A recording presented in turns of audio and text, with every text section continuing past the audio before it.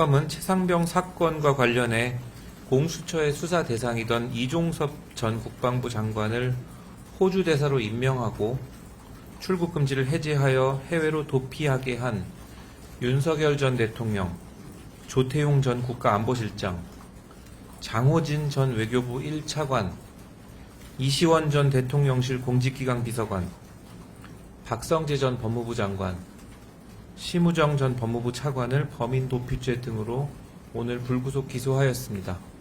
최상병 사건이 벌어진 뒤 2023년 8월경부터 이른바 VIP 경로에 따른 수사 외압 의혹이 언론과 정치권에서 불거졌습니다. 이종섭 당시 국방부 장관은 2023년 7월 31일 경로한 윤 전 대통령의 전화를 직접 받았고 같은 날 예정되어 있던 수사 결과 언론 브리핑을 취소하라는 지시, 사건 기록을 경찰에 이첩하지 말라는 지시를 직접 내렸습니다. 당시 국회 국방위원회에서 사건의 핵심 당사자인 이종섭 전 장관을 불러 윤 전 대통령과의 통화 내용 등에 대하여 추궁하였고, 당시 야당은 이 전 장관을 직권남용 혐의로 공수처에 고발하였습니다. 결국 이종섭 전 장관은 2023년 9월 장관직에서 물러납니다. 피고인 윤석열은 이종섭 전 장관에 대한 공수처 수사가 대통령 본인과 대통령실에까지 확대되지 않도록 하기 위해 이종섭을 호주 대사로 보내기 위한 절차에 나섰습니다.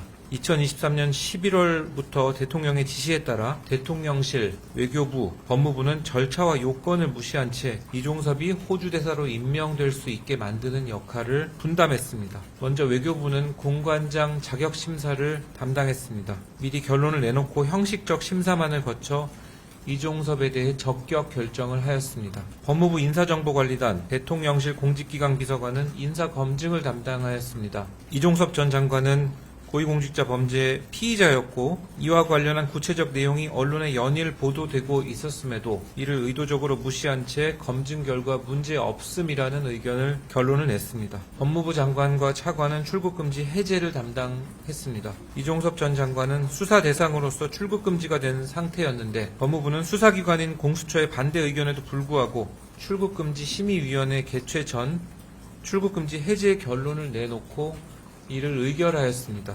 결국 이 사건은 최상병 사건 관련 수사 외압 사실을 은폐하기 위하여 의혹의 핵심 당사자이자 대통령과의 연결고리인 이종섭 전 장관을 외국으로 도피시킨 중대한 범행입니다. 특검은 법과 원칙에 따라 이 사건 공소 유지